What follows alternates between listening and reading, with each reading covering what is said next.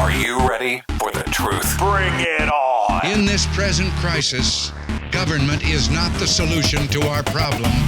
Government is the problem. Do you want the whole truth? I don't think you're ready. Governments don't control things. A government can't control the economy without controlling people. It's Crane Durham's Nothing But Truth. Welcome back, Crane Durham's Nothing But Truth. Great to be with you. Thank you. Great calls that last hour. People agreeing, disagreeing, and wonderful to have you all on in the sense of some for gun control and others against it, and what you first thought when it came to the shooting yesterday. People calling in who are serving our country, we certainly appreciate you.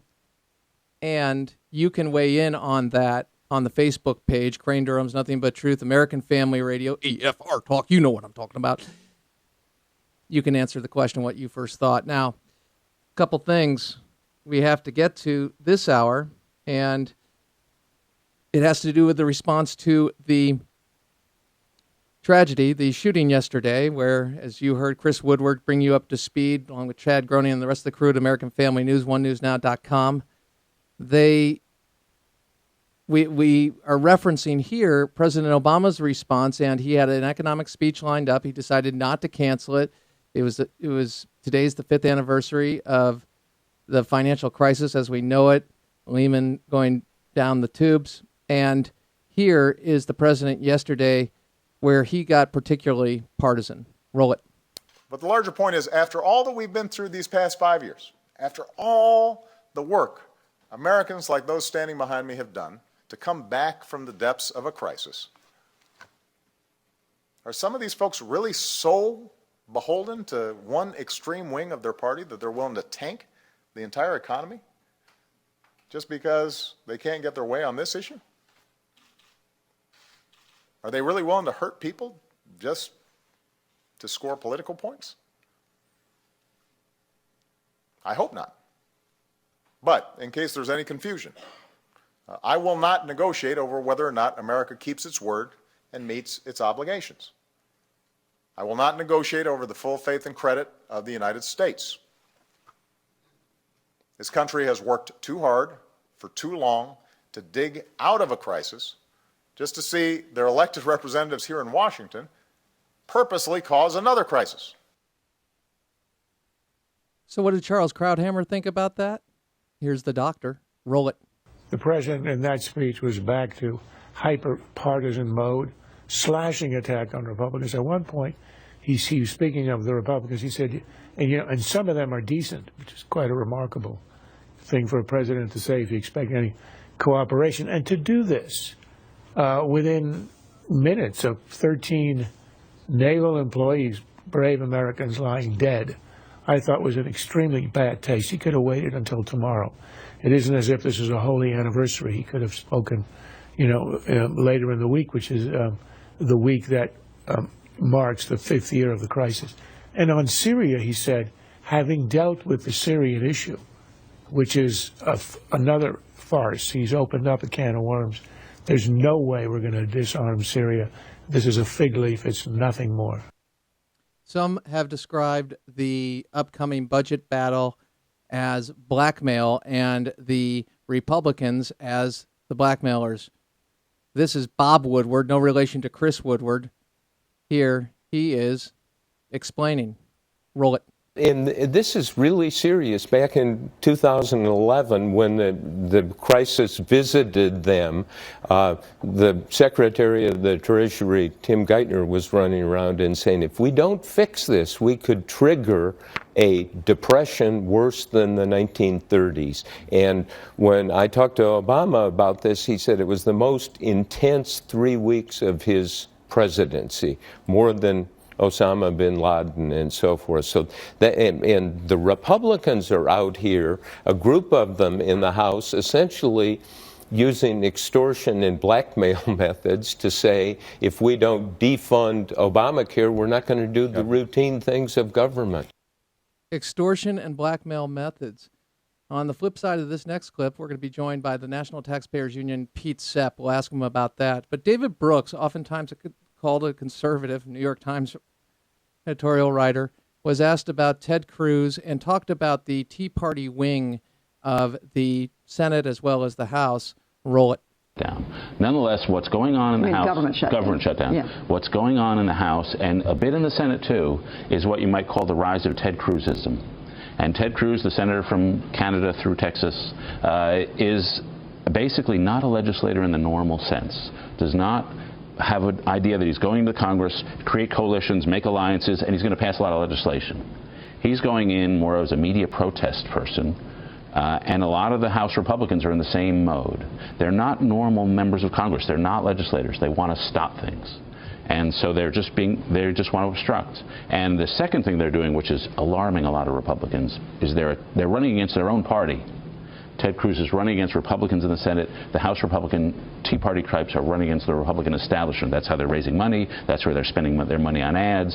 And so they're having a very obstructive role, which is going on this week, and I think it's going to make John Boehner's life even more difficult. Understand, as conservatives, you're going to be called the enemy by Republicans and Democrats alike, mainly, if you want to look at it, the establishment or the established process of how things have worked. And what has gotten us here today, be it Social Security, Medicare, or Obamacare, or prescription drug program, if you want to go there, or the spending that we've gotten under President Obama, is the idea of business as usual, 16 trillion, kicking the can down the road, 16 trillion plus, and obviously sooner or later this thing crashes. We can't kick the can down the road anymore. We're not even having the president, they refer to changes in Medicare and Social Security, but those got congressional approval, and yet people like Ted Cruz and the House Republicans, who've, by the way, the House Republicans passed 41 budgets. They have solutions. They've put them forth. They have, when it comes to Obama, they have Tom Price. They've put out solutions, but they're not going to play the game because they realize what got us here is not what we need to do. If you're in a hole, as President Obama would like to say, you keep digging. What do? You keep digging, or do you change dramatically and attempt to get out and look historically at what has gotten us out? On the line with us right now is Pete Sepp. And Pete, Vice President, Executive Vice President of the National Taxpayers Union, thank you for being with us. It is always a pleasure. Tell me, you recently at the National Taxpayers Union came out with a poll, and one of the ways that, hey, get along, so to speak, is finding tax dollars. The government needs more tax revenue.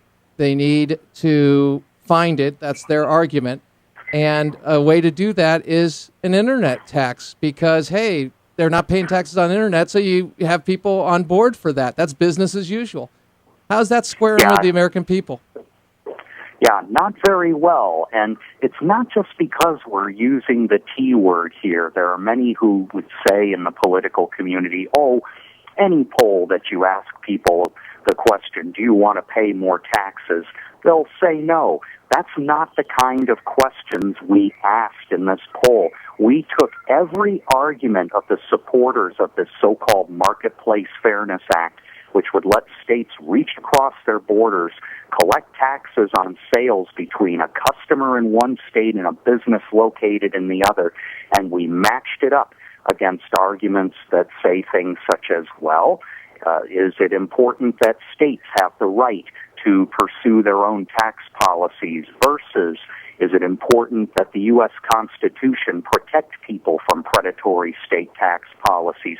Is it important that states need more revenue versus is it important that small businesses be able to subject themselves to one state's tax authority instead of more than 40 of them in having to comply with audits on sales taxes? And time after time, the American people said, we don't like this idea of expanding state tax powers. By 2-to-1 margins, they rejected the arguments of pro-Marketplace Fairness Act sponsors.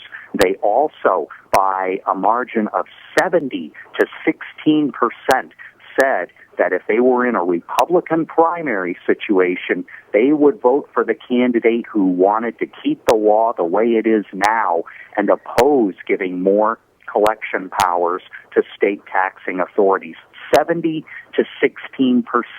And even among likely voters who would go to a general election of all kinds, Democrats opposed this tax collection scheme. Independents opposed it. Republicans, of course, opposed it in the general as well. But you've got bipartisan, tripartisan, nonpartisan, transpartisan opposition to this scheme. Use any term you'd like. And if you want access to that poll, please go to the American Family Radio Crane Durham's Nothing But Truth Facebook page, and I just posted it, or you can go to ntu.org. Either way, you're going to get there. Executive Vice President of the National Taxpayers Union, Pete Sepp. And interesting because I appreciate you putting the poll in context, because some people try to write off poll numbers, and I know even when I look at a poll and it's not through methodology, something is flawed, and I've seen that oftentimes from the left, because 2 + 2 = 5, according to many on the left. That happens. But what you're saying is, hey, look, we went through, we asked the questions, you can see the evidence for what it is, and Americans are rejecting it through and through. Pete? Yeah, absolutely. Yeah. Pete, what do you make of the characterization of people like Ted Cruz and the Tea Party? It's been, since their victory, since they just kicked in Congress, their election victory, there has been an onslaught to demonize, to, in essence, Saul Alinsky tactics, as opposed to, hey, let's deal with them ideologically. Now they're being called obstructionists that don't have a point of view, or they're merely there as a protest. Tell me, from this poll, I get the idea that a great deal of our fellow Americans are sick and tired of a government that keeps spending and spending and spending without first questioning and changing the programs that are fundamentally flawed and are only going to yield higher taxes and more spending and more control. Who's the protest vote here, and what exactly is what you're seeing is the new leadership that's been elected into office? You can disagree with me. If they're not offering solutions, please tell me. But I've looked at it, and I've looked at their solutions. I've seen it. They're offering alternatives, but the business as usual train is threatened. And anytime you do that, you're going to have R's and D's alike go after you. Your thoughts? Yeah, that's absolutely the case. And while some may say this is an unprecedented new level that Republicans like Ted Cruz are taking, for example, the debate over the debt ceiling to, that's absolutely not the case. When you take a look at the archives of the respected Congressional Quarterly and the almanac that they did for each year that Congress met, you can go back to the Reagan era, 1981, 83, 85, 87. There were major showdowns between Republicans and Democrats over approving increases in the national debt ceiling. And Democrats were absolutely bent on shutting down the government's ability to borrow if they did not win major concessions on everything from foreign policy, like nuclear weapons procurement, to actually, and interestingly, spending reductions.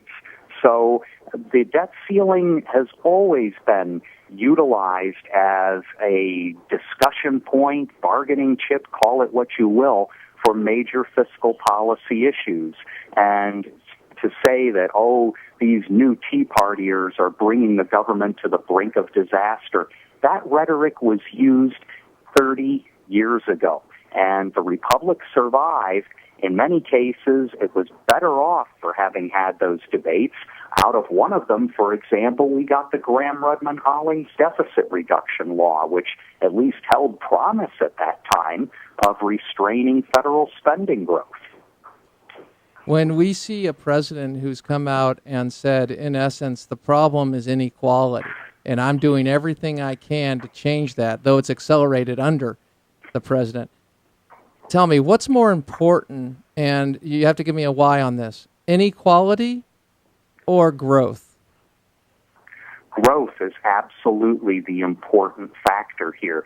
take a look at some of the IRS's own data on the movement of millionaires in and out of the tax system, you find that there's an incredible mobility at the top of the income scale. There was data studied for a 9-year period in the mid and late 2000s in which it was determined that a millionaire only stood a 2 out of 9 chance of being a millionaire each year during the period studied. In other words, in 1 year, they might have had a good profit for their small business. Hold on. They reported $1 million in taxable income. Hold on. And I know, I hope we can go a little over with you, Pete, because what you're saying to me is, and I feel really let down by this, but because this matters as we're driving home and we're thinking about things. You see, we're always looked at the rich, right? And to violate the 10th commandment, I got to envy what they have, okay? And there's only so much, and it's scarcity, and boom, this is what they have, and they're going to keep it.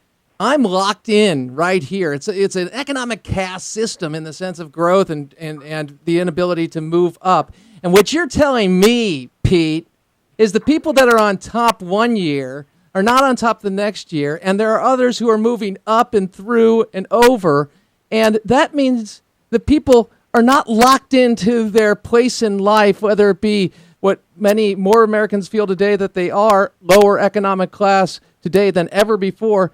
And you're saying those of us who want to get into the middle class and maybe someday into the upper class economically by using our godly gifts, you're saying that's possible. This is not locked in. We don't need government to come in and take from the millionaires because they change every year, and their redistribution is not going to make us all one big middle class. Are you saying that, Pete Sepp? Absolutely. And this is data courtesy of my friends at the Tax Foundation. And again, they studied mobility within that millionaire strata. And more often than not, you stood a better chance of not being a millionaire for each year in that 9-year period studied than you did in being one. You can frequently drop out of the millionaire status. You can frequently enter millionaire status. It is not some strata of people consisting solely of madcap heiresses or guys who look like the Monopoly fellow in that board game. It just doesn't work that way. By the way, I've with a monocle, I've always been curious if you have one. Is that just like a single lens, or is that specific to gems and everything else? I've always wondered that. I don't know. I do get the Monopoly guy, and that's how cartoonish the economic debate is. And it goes, and hey, it goes back centuries. We can go to the haves, the have-nots, and play the game of how different systems are. But one thing that makes America exceptional is the idea that you can come here wherever you are and be equal under law and use your godly gifts to the fullest, ostensibly without the government coming in to provide a good or service and move up and to use the money as you would see fit. Like many times, Pete, I sit back and I think to myself, well, government probably has a good idea in the sense of being compassionate, in the sense of trying to help people. I get that. But their system is so broken, they can't do it. Obviously, there's a side to me that says there's a side that exploits that compassion, but that's another story. Bottom line, I think I can do a lot of good by supporting my church, my organization. You can do a lot of good by supporting your church, your organization, local community, whatever it may be, if you earn the money and have power over where to direct it. I mean, Pete, isn't that what it's all about? Yeah, that's exactly what it is. It's empowering people with their own money to make decisions that benefit not only them, but society as a whole. And when that happens, when people are allowed to innovate, develop new products and services, we all benefit from that. Government sometimes plays a role in things like that with research or establishing ground rules like patents. But for government to actually direct where all the money goes all the time, it doesn't work. Sounds like you're making a better argument to help people who are impoverished than the government is, Pete. Well, unfortunately, that is often the case. You take a look at programs ranging from taxpayer relief to faith-based organizations that are feeding people, educating people, to school choice that allows parents to vote with their dollars. all of those kinds of programs are far preferable to setting up another government agency living off other people's money and telling other people what to do with that money. So, Pete, and I know you tell me if you got to go right now. I hope not, but if you do, we've got about a few minutes left, and I just wanted to go with you to about 28. Sure. If that's possible. Here's the deal, Pete. Sure. You're making an argument for freedom and capitalism. Why on earth has the debate turned to someone who espouses what you espouse, what I've talked about, espoused as well? The fact that we're somehow what's wrong. We're the greedy. We're the people that are not compassionate. What's happened fundamentally with this debate? And has it always been there, or is it a little more pronounced? If it has always been there, is it a little more pronounced in the last 5 years? I think it's always been there, but you're right that it has been more pronounced, and I think it's entirely appropriate for us to discuss it on this, the anniversary of the failure of Lehman Brothers. I think that kind of insecurity, the massive losses people had in the stock market, or the massive job losses, or the massive drops in home values, people were looking somewhere for a solution to help restore some of their comfort level. And that's a natural impulse. But government is not necessarily the place to look to do that. And the American people, God bless them, don't fall for that kind of argument for very long. They recognize that even as their home values went down, their property tax assessments certainly didn't. They only dropped a little bit or not at all. They realized that the government solution to protecting them from financial downturns was massive bailouts for Wall Street. Not a really good promise there. They said that the solution to declining investment returns is, well, let's tax large 401k asset accumulations and limit them in the future. Again, that's destroying people's dreams. They said the solution to job losses is the stimulus program of 2009. Didn't work out that way. Okay. So those things were constant disappointments. Okay, Pete. Then where is there like a ship where all the president's economists are? Because he always talks about the economists that agree with him and disagree with people that believe in freedom and the free market. Tell me, other than Paul Krugman, have you met? Where are these economists? They're usually the ones who serve on the President's Council of Economic Advisors. Oh, yeah. There's Exactly. a reason it's called the President's Council of Economic It's Advisors. a sweet gig, isn't it? You can get a job after that with any school in the country. It's amazing. That's Or right. a corporation, because you got connections in Washington, which is part of the problem, and Pete could tell you more about it than I could ever. National Taxpayers Union, our good friend, the Executive Vice President for NTU, NTU.org, Pete Sepp. Thanks, brother. Great to be with you. Take care. See ya. All right. Hey, just want to put a shout out to the team. Brent out tonight. Cedra, Hannah, and Jeremy. Thank you. Great work. Don't worry. Brent will be back. Crane Durham. Live with honor in your life, compassion in your heart. Always keep the faith in Jesus Christ.